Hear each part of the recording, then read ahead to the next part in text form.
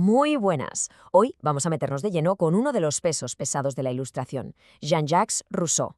Vamos a destripar su ética, esa famosa moral del corazón, para que si cae en la EBAU, lo clavéis.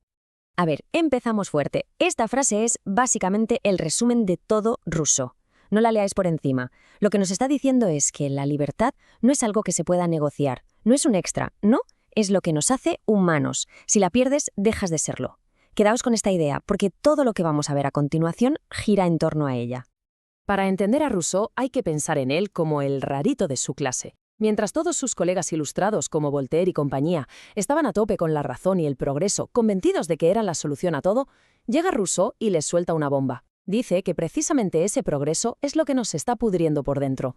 Un tío completamente a contracorriente, vamos.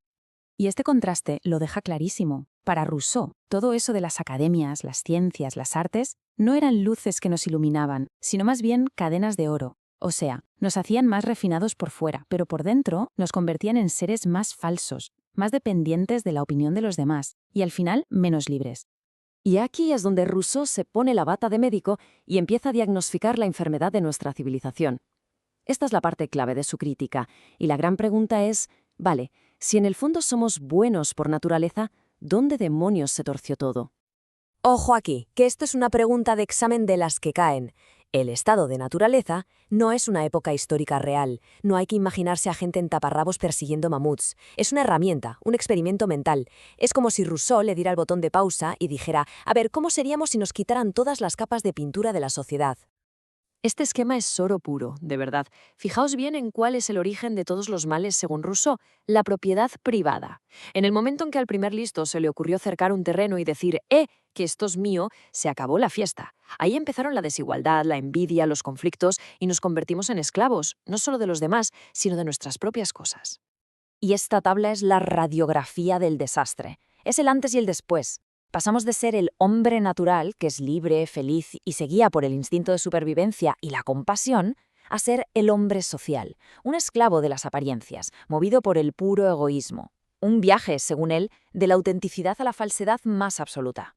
Claro, esto nos lleva a una pregunta clave. Si en ese estado original, en la naturaleza, no hay leyes, ni policía, ni una razón súper desarrollada, ¿qué nos impide ser unos bestias? ¿Qué es lo que funciona como nuestra brújula moral? Esta es la pregunta del millón, la que de verdad define toda su ética y lo pone en un camino totalmente distinto al de otros filósofos, como Kant, por ejemplo. Y ahí lo tenemos. La respuesta es un giro de guión total en la filosofía de la época. No es la razón la que nos dice lo que está bien o mal, es el sentimiento. Para Rousseau, la moral es algo innato, es una voz que nos habla desde dentro, desde el corazón. A punta del palabra técnico, emotivismo moral. Nuestra conciencia no es un juez con toga y martillo, es el eco de la naturaleza dentro de nosotros. Y estos dos sentimientos son los pilares de toda la moralidad. El amor de sí no es egoísmo, es simplemente el instinto de cuidarte, de sobrevivir, lo normal.